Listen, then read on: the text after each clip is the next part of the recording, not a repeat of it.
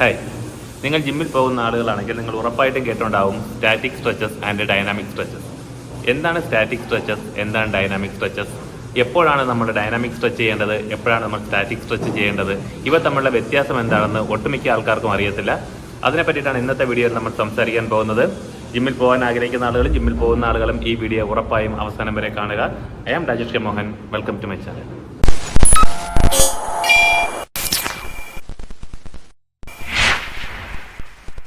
ആദ്യമായി നമുക്ക് dynamic stretches എന്താണെന്ന് നോക്കാം.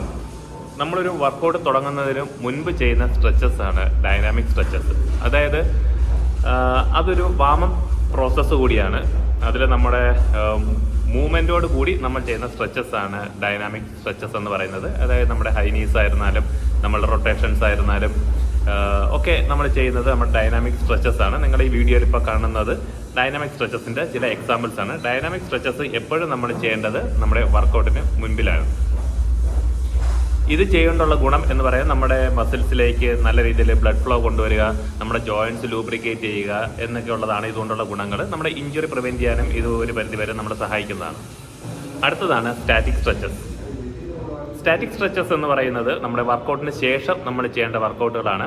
ഇത് ഓരോ നമ്മൾ ചെയ്യുന്ന വർക്കൗട്ടിൽ നമ്മൾ ആക്ടിവേറ്റ് ചെയ്ത മസിൽസിനെ ഒരു പർട്ടിക്കുലർ സമയത്തേക്ക് ഹോൾഡ് ചെയ്ത് പിടിച്ചുകൊണ്ട് ആ മസിൽസിന് കൊടുക്കുന്ന സ്ട്രെച്ചുകളെയാണ് സ്റ്റാറ്റിക് സ്ട്രെച്ചസ് എന്ന് പറയുന്നത്. സ്റ്റാറ്റിക് സ്ട്രെച്ചസ് നിങ്ങൾ വർക്കൗട്ടിന് മുമ്പ് ചെയ്യുന്ന ഒരുപാട് പേരെ കാണാറുണ്ട്. അതിൻ്റെ ആവശ്യമില്ല. സ്റ്റാറ്റിക് സ്ട്രെച്ചസ് എപ്പോഴും വർക്കൗട്ടിന് ശേഷമാണ് നിങ്ങൾ ചെയ്യേണ്ടത്.